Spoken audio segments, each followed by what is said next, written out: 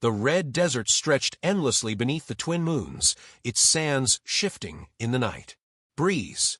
Caro stood atop the hastily built wall of their settlement, watching the horizon with tired eyes. 3 years ago, they had been cast out from the Golden Empire, criminals, rebels, and outcasts forced to make a new life in this harsh wasteland. Against all odds, they had survived, building a community from nothing but determination and the skills that had once made them valuable to the empire that rejected them. Now they called themselves the Exiled, and their small settlement had grown into something worth defending. The warning fires had been lit just before sunset. Scout riders had spotted the Imperial banners approaching from the east, an army sent to crush what the Emperor now saw as a growing threat. Caro's hands tightened around the railing. They had all known this day would come.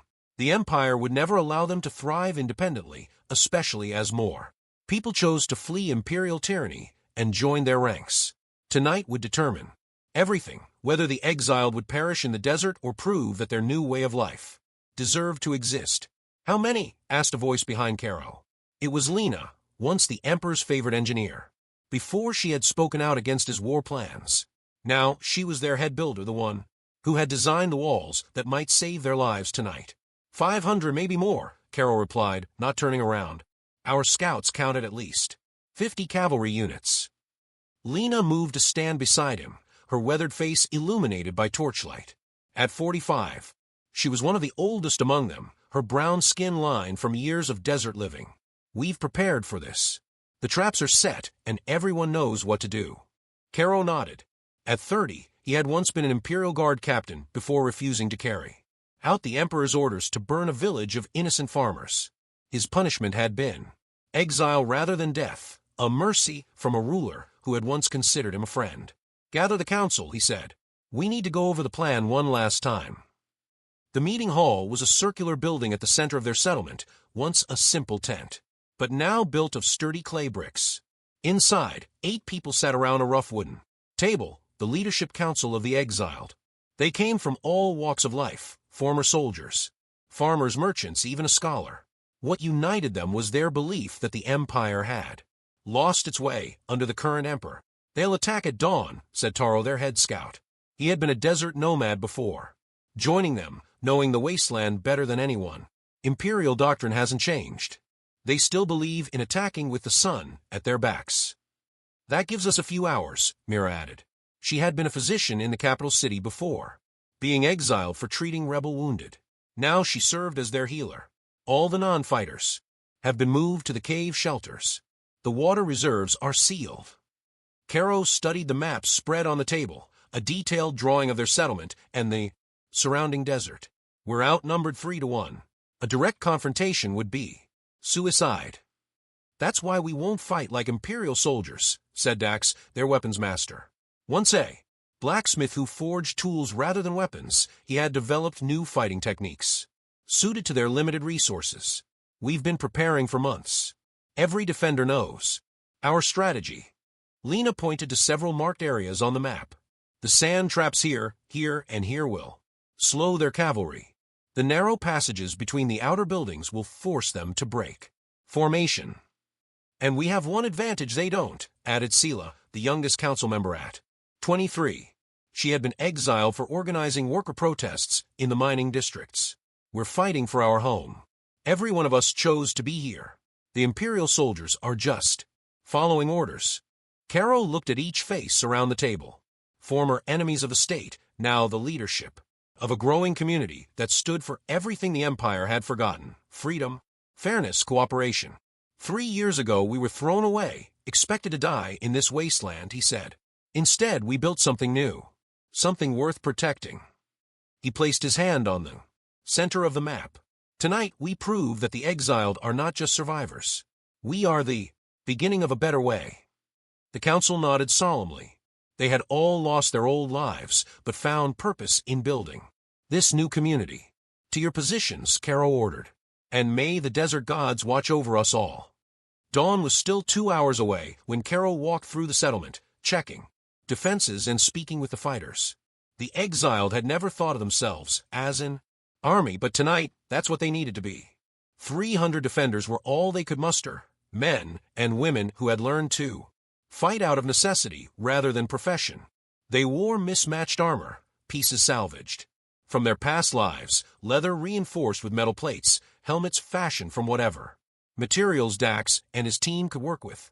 Their weapons were similarly diverse. Some carried traditional swords and spears, others wielded modified farming tools or mining equipment turned deadly. What they lacked in uniformity, they made up for in determination. Caro stopped at the eastern barricade, where Taro was organizing a group of archers. Save your arrows until they're well within range, Taro instructed. Aim for the officers. You'll know them by their gold-trimmed cloaks. The sand traps have been covered, Caro asked. Taro nodded. Perfectly camouflaged. Their horses won't see them until it's too late. Caro continued his rounds, stopping to speak with each group of defenders, offering encouragement and last-minute advice. Many of these people had never seen battle before. Some had been simple craftspeople or merchants in their previous lives, but now they stood ready to fight. At the western wall, he found Lena overseeing the placement of their secret weapons, clay pots filled with a mixture of oils and chemicals that would burst into flame when thrown. Will they work? He asked. Lena smiled grimly. The same formula I designed for the Emperor's army, except I've improved it. The flames will spread quickly and be difficult to extinguish.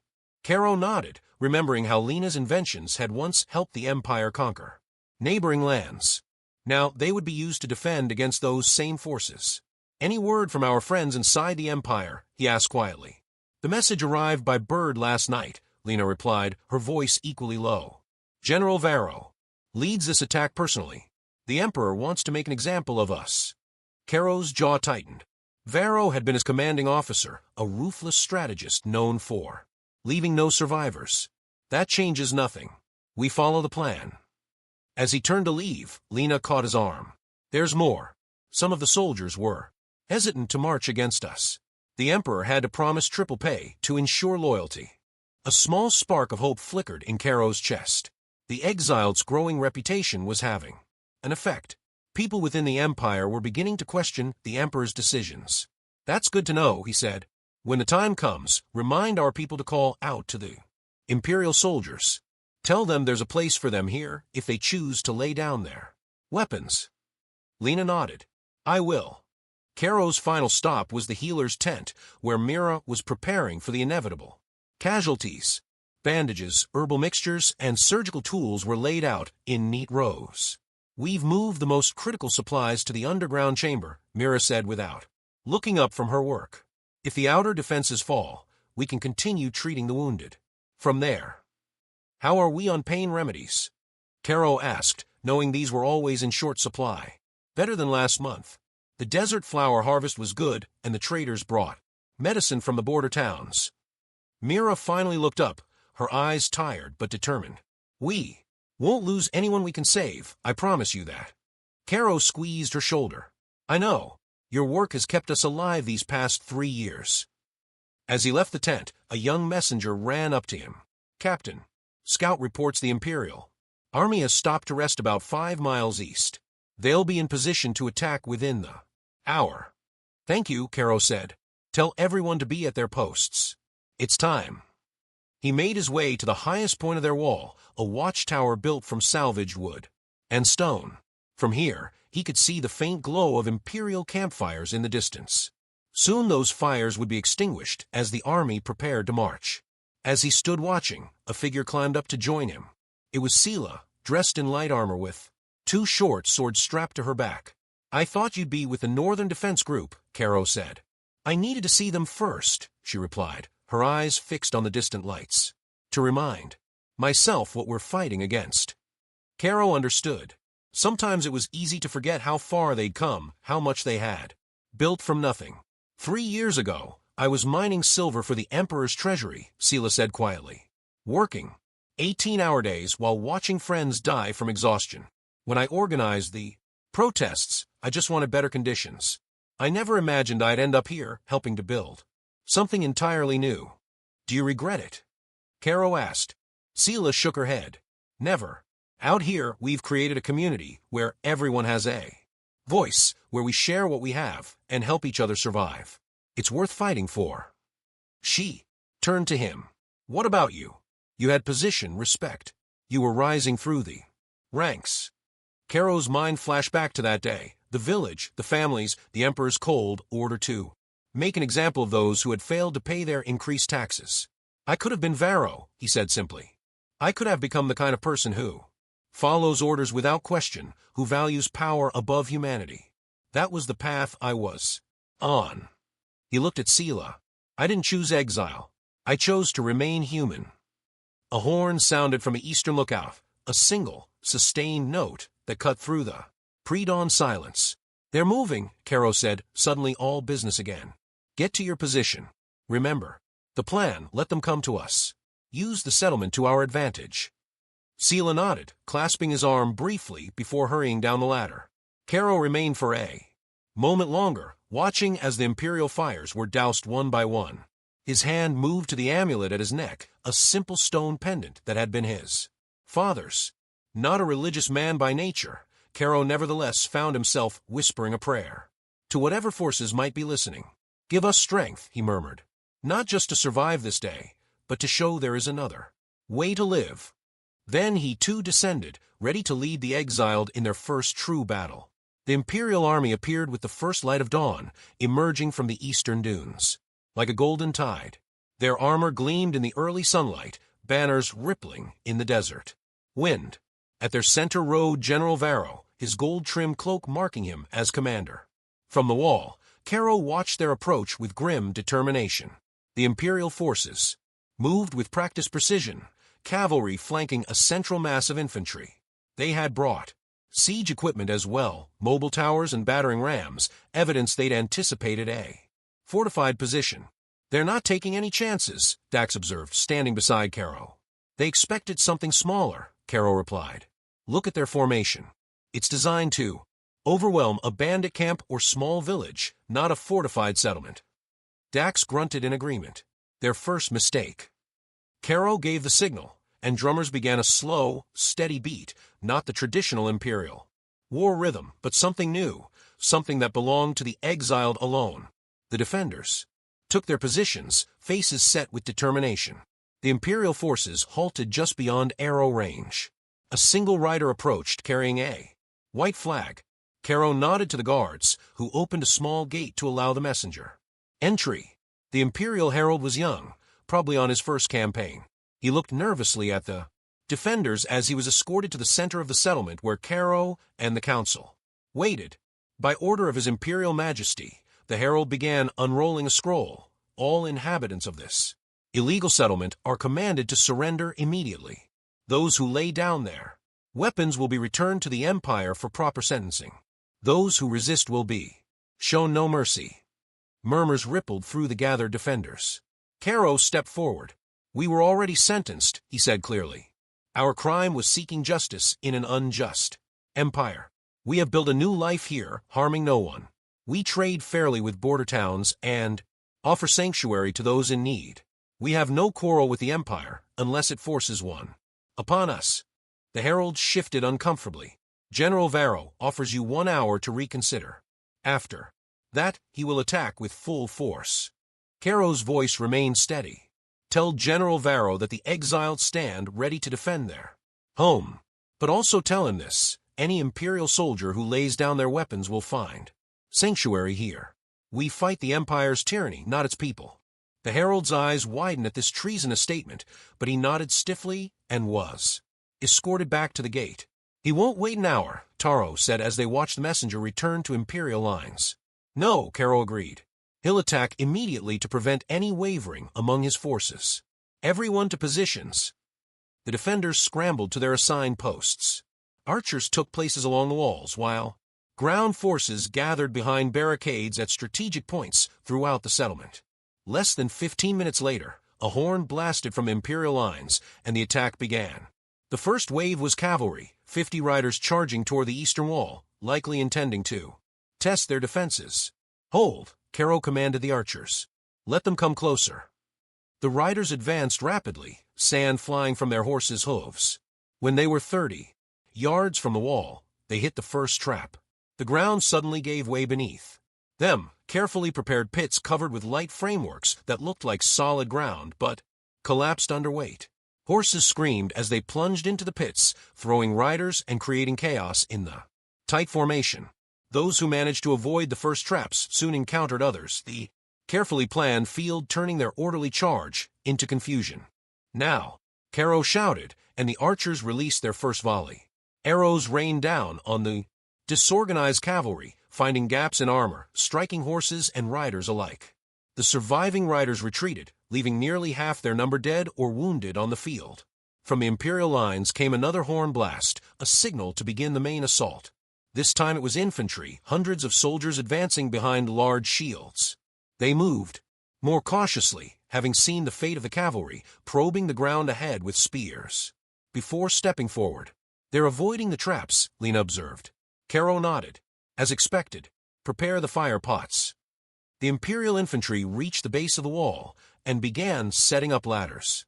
Others brought forward a battering ram, aiming for the main gate. Light. Caro commanded, and defenders ignited the special arrows Lena had designed. Fire. At will. Flaming arrows arced over the wall, striking among the Imperial forces. But instead of simply burning, these arrows exploded on impact, spraying burning oil in all directions. Imperial soldiers screamed as the flames caught on clothing and armor, spreading quickly as they tried to extinguish them. The battering ram team abandoned their position as fire arrows landed among them. Along the wall, Imperial soldiers who had begun to climb ladders were pushed back or shot down by defenders. Varro, seeing the first assault falter, ordered his archers forward. A hail of Imperial arrows flew toward the settlement walls, forcing the exiled archers to duck for cover. "They're trying to clear the walls for another ladder assault," Caro shouted over the din of battle. "Bring up the shields." Defenders rushed forward with large wooden shields reinforced with metal, providing cover for the archers to continue their work. Still, some arrows found their marks. A defender fell. Near Caro, an Imperial shaft protruding from his shoulder. "Get him to Mira," Caro ordered, helping the wounded man to his feet. Two others took the injured defender, hurrying him toward the healer's tent. The battle continued throughout the morning, the Imperial forces making several attempts to breach the walls from different directions.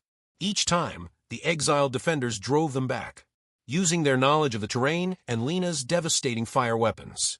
By midday, the area around the settlement was littered with Imperial dead and wounded.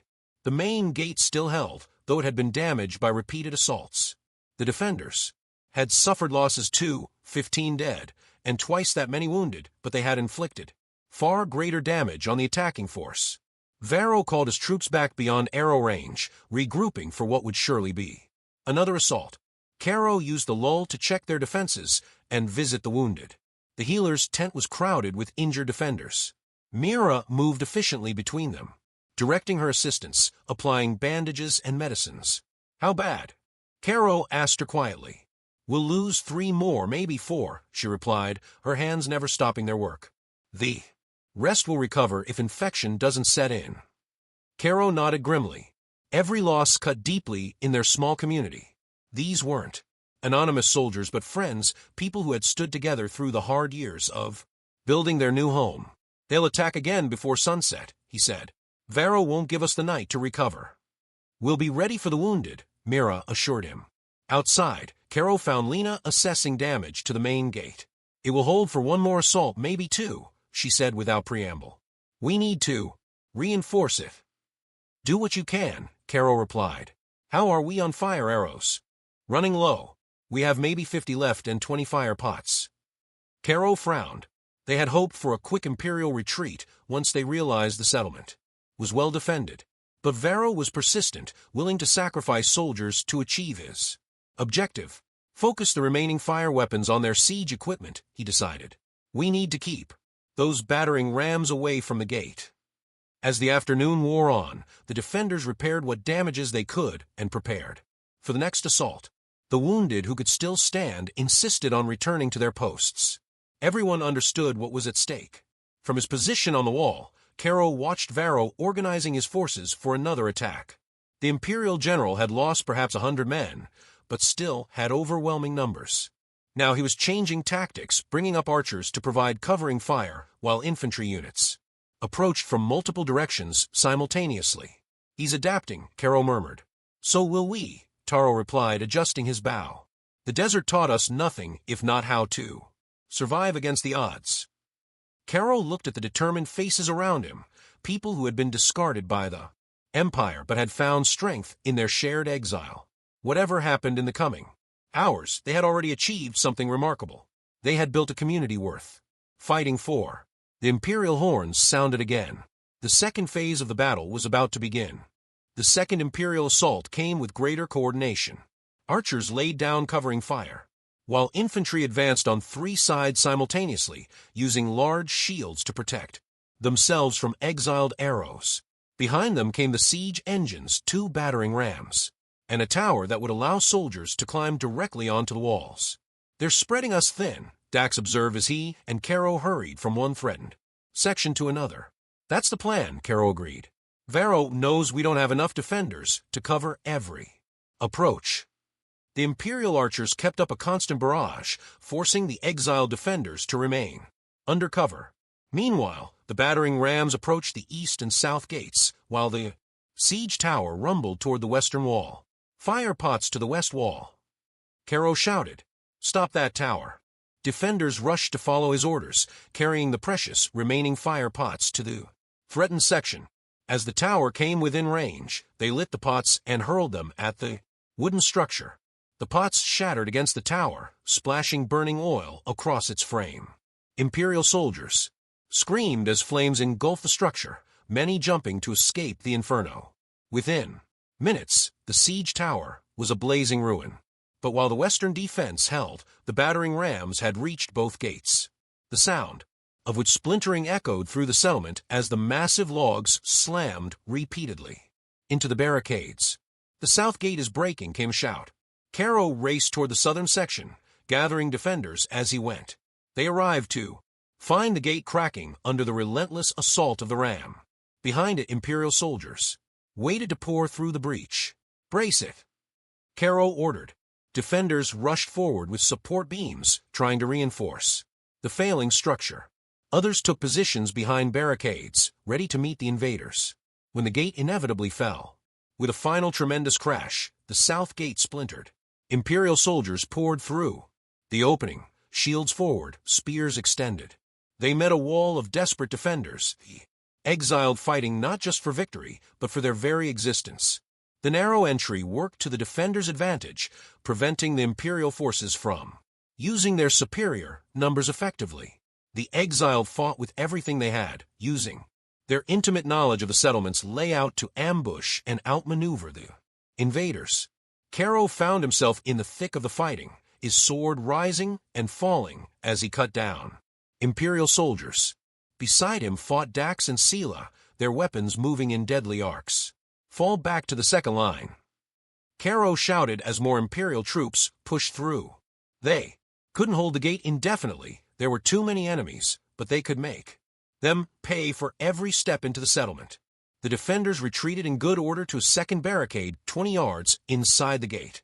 From here, archers on nearby rooftops could fire down into the mass of Imperial soldiers, funneling through the narrow entrance.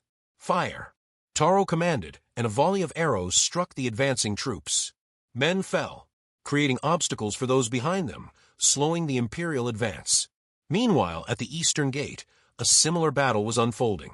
The gate had held longer, but now it too was beginning to crack. Lena directed the defense there, using the last of their fire pots to create a burning barrier that the Imperial forces would have to cross. The battle had devolved into street fighting, exactly the scenario the exiled had prepared. 4. Every intersection had a barricade, every building a potential ambush point.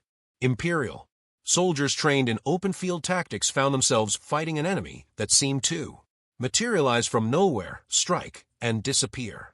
Caro, fighting at the second barricade, caught glimpses of Imperial soldiers. Faces, confusion, fear, and growing frustration. They had expected to crush a ragtag group of exiles. Instead, they were facing a well-organized community, fighting with ingenious tactics and absolute determination. Captain, a messenger arrived, breathless. The eastern gate has fallen. Lena says they Can't hold the main street much longer. Caro made a quick decision. Tell her to fall back to the central plaza. We'll consolidate our forces there. The messenger nodded and dashed off. Caro turned to Sela. Take half this group and reinforce the northern wall. If they break through there as well, we're surrounded. As the battle wore on, the Imperial forces pushed deeper into the settlement. The defenders fought for every building, every street, but were gradually forced back toward the center. Casualties mounted on both sides, the sand streets stained dark with blood. By late afternoon, the situation had grown desperate. The Exiled had been pushed back to their final defensive position, the central plaza with the meeting hall and healer's tent. Here, the remaining able fighters formed a ring around the wounded and non-combatants. How many? Caro asked Taro as they took momentary shelter behind a barricade. Maybe 100 fighters left, Taro replied grimly. Against at least 300 Imperial troops still in fighting condition. Caro nodded, his face streaked with blood and dirt. And Varro, still directing from the rear. He hasn't committed himself to the street fighting. That was typical of the general, cautious, unwilling to risk himself until victory was assured. Caro had once admired that strategic thinking. Now he saw it for what it was, cowardice, disguised as prudence. The Imperial forces had paused their advance, regrouping around the plaza. They had suffered heavy losses pushing into the settlement and seemed hesitant to make the final assault on the desperate defenders. Caro gathered the council members who were still fighting, Lena, Dax, Sela, and Taro. Mira was in the healer's tent, working frantically to save the wounded. We've hurt them badly, Caro said, but they still outnumber us. If they rush us from all sides, we can't hold. What about the tunnels? Sela suggested. We could evacuate the wounded. Lena shook her head. There's no time. And where would they go? The desert would kill them as surely as Imperial swords. We need to change the equation, Dax said thoughtfully. Make Varro reconsider the cost of taking this place. Caro looked at his friend. What are you thinking? Dax's eyes were hard. Varro values one thing above all else, his own life. If we threaten that, he might withdraw. A direct assault on their command position. Taro asked skeptically. That's suicide. Not an assault, Caro said slowly, understanding dawning. A targeted strike. He looked at Taro. Your best archers. How close would they need to get? Taro considered. 50 yards. Maybe less. And we'd need to draw Varro into the open, Lena added. Sela suddenly smiled, a fierce expression. We can do that. We offer to surrender to Varro. Personally. The others looked at her with growing understanding. It was a desperate plan, but they had run out of alternatives. It would have to be me, Caro said. Varro would want to accept the surrender of the former Imperial captain himself. His ego would demand it. It's too risky, Lena objected. If they suspect a trap. They won't, Caro insisted. Varro knows me. He'll believe I've come to my senses when faced with certain defeat. His expression hardened. And he'll want to take me back to the Emperor alive. Make an example of me. The council members exchanged glances. The plan was dangerous, but it offered a chance, perhaps their only one. We'll need a distraction as well, Taro said. Something to cover our archers getting into position. I have an idea for that, Lena replied. Something Varro won't expect. As the sun began to set, casting long shadows across the blood-stained settlement, the defenders prepared for their final gambit. Caro removed his armor, washing the blood from his face and hands. He would approach as a supplicant, not a warrior. Taro selected his 3 best archers, instructing them carefully on their roles. Lena gathered materials for her distraction, working quickly with her remaining assistants. When all was ready, Caro addressed the defenders one last time. Whatever happens in the next hour, he told them, you have already won a great victory. You've shown that the Exiled are not just survivors, but builders. Whether this settlement stands or falls, the idea behind it will live on. Then, taking a deep breath, he picked up a white flag and walked out alone to face the Imperial army. Caro approached the Imperial line slowly, white flag held high. Behind him, the settlement had grown quiet, as if holding its breath. Ahead, Imperial soldiers watched his approach with weapons ready. I seek audience with General Varro, Caro called when he reached their forward position. I come to discuss terms. The soldiers exchanged glances, then one hurried away, presumably to relay the message. Caro waited, heart pounding but face impassive. Everything depended on Varro's pride, his desire to personally accept the surrender of a former Imperial officer. After what seemed an eternity, the soldier returned with an officer. "You will be escorted to the general," the officer said stiffly. "Any treachery will result in the immediate destruction of your settlement and all within it." Caro nodded. "I understand." 2 soldiers flanked him, leading him through the Imperial camp. Wounded men lay everywhere, evidence of the day's fierce fighting. Some looked at Caro with hatred, others with mere exhaustion. The battle had cost them dearly. They reached a large tent at the rear of the camp. Outside stood Varro's personal guard, elite soldiers in distinctive armor. The officer spoke briefly with them, then Caro was ushered inside.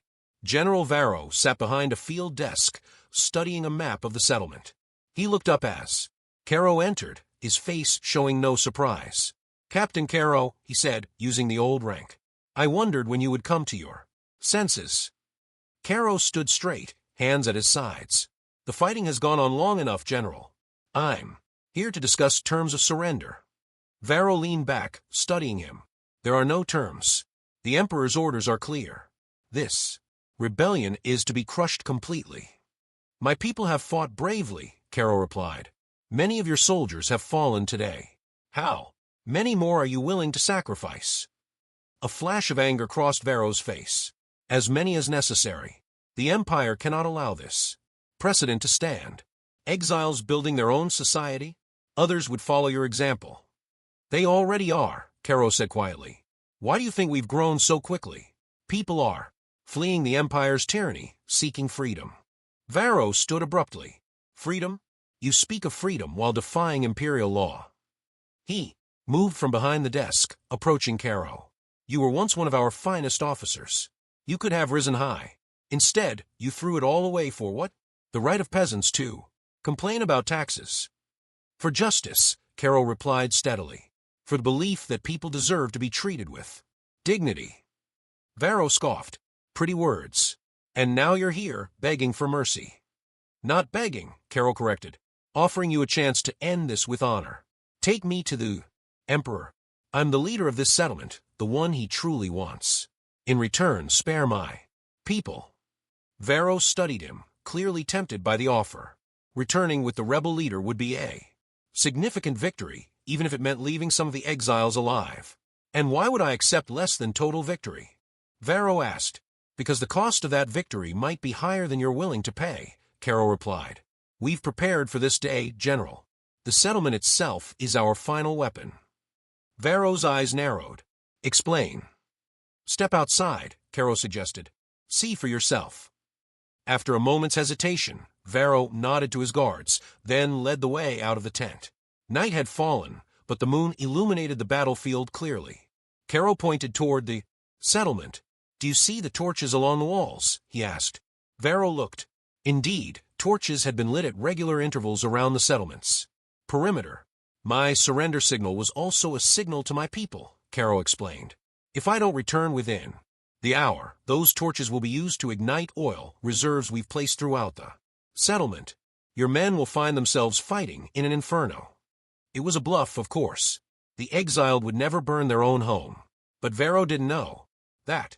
The general's face hardened. A desperate threat. "A promise," Caro countered. "We built this place from nothing. We would rather see it burn than return to Imperial control." Varro stared at the settlement, calculating. The day's fighting had been costly, with many of his men wounded or dead. A night assault through burning buildings would be even more deadly. "Take me instead," Caro pressed. "Tell the Emperor you crushed the rebellion and captured its leader. He gets his public victory. You are credited with success."